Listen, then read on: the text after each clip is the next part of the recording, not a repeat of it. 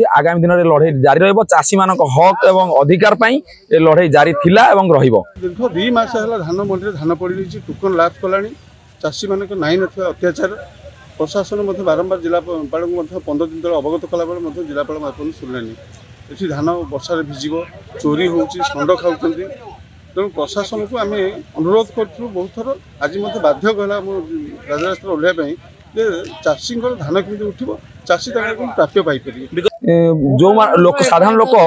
जो आशा विश्वास रखी सरकार पर संपूर्ण विफल। बारंबार सरकार एवं प्रशासन को अवगत कराइला परे मध्य जिलापाल को 14 दिन तले लेखिक दिया 20 दिन तले पंचायत समिति आम पालटपुर सरपंच लिपिका मल्लिक ए प्रसंग में प्रश्न उठाई एवं समालोचना कथा को नहीं एवं तुम्भी तोफान पंचायत समिति होता प्रशासन कौन कर्णपात करूना जहाँ फल चाषी मान आज आम राजरास्ता अवरोध करूँ जे पर्यंत धान गाड़ी न आसी चाषी मान लड़े जारी रहिबो। निश्चित आगामी दिन में होता एवं आज हूँ आगामी दिन में लड़े जारी रहिबो। चाषी मान हक एवं अधिकार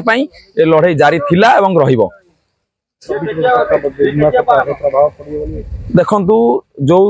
24 वर्ष तले जो सरकार 24 वर्ष जो सरकार चलाउथला एवं नुआ सरकार को लोक माने साधारण लोक माने भोट देके आनिथिले एवं आशा विश्वास रखिथिले सरकार आसिला परे किछि उन्नति हबो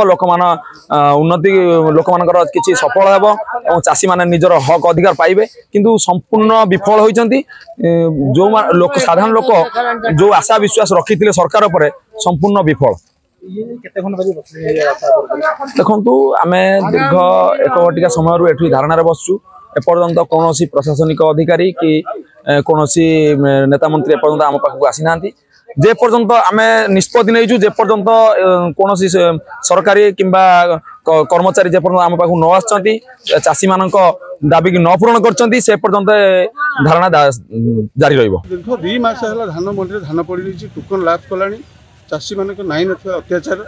प्रशासन बारंबार जिलापाल को 15 दिन तक अवगत कला जिलापाल शुणिलानी ये धान वर्षा भिजिब चोरी होंड खाऊँ तेणु प्रशासन को आम अनुरोध करूँ बहुत थर आज बाध्य कहला राजरास्ता ओह्लैवाई चाषी धान केमी उठो चाषी प्राप्य पाइपर। विगत दिन भी रास्ता अवरोध होता कि आसते 3-4 गाड़ी आसते 5टा गाड़ी आसते पुणी बंद करदे सरकार नुआ सरकार प्रभाव कौन पड़ूना निपंगा सरकार केवल रंग दिया सरकार निपंगा सरकार लोकों काम होनी साधारण लोकों मौलिक अधिकार आवश्यकता किसी पूरा हो। आज जो मुख्य रास्ता अवरोध कर यार प्रभाव पड़े बोली आशा अच्छी प्रभाव पड़ा पर्यंत आम बसू आम से धैर्य अच्छी पार्टी लोक अतीत जानी जे पर्यंत प्रशासन चाषी धान न नहीं गाड़ी न पठे से पर्यंत उठवार प्रश्न उठुनि। देखु आमर जो धान मंडी रे एठी 2टी धान मंडी अच्छी गोटे विश्वमा तारिणी महिला गोष्ठी एवं पालटपुर समवाय समिति गोष्ठी 2टा मंडी लगी 2टा मंडी रे पाखापाखि शताधिक चाषी पाखापाखि 20 दिन है धान 100 क्विंटाल पड़िया रही से धान एपर्यंत जापारा नहीं एवं पाखापाखि 100 रु अधिक चाषी टोकन लाप्स कर जाइए मासे रु अधिक है ए विषय में पंचायत समिति सरपंच उपस्थापन करते जहाँ नहीं एमएलए एमपी मुहांमुही होते गोटे मुहांमुही परिस्थिति सृष्टि होता ए विषय में जिलापाल को अवगत करूँ। दशरथपुर बीडीओ हूँ तहसिलदार हूँ जोगाण विभाग हूँ आम जिलापाल हूँ जिलापाल को भेटिकी आम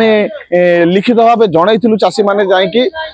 जिलापाल प्रतिश्रुति देते 7 दिन भितर हम बोली आज 14 दिन होगला एपर्यंत कौन अधिकारी आम कथा शुणिले नहीं चाषी मानकर धान सेमती बिलर जो मंडी पड़ रही किंतु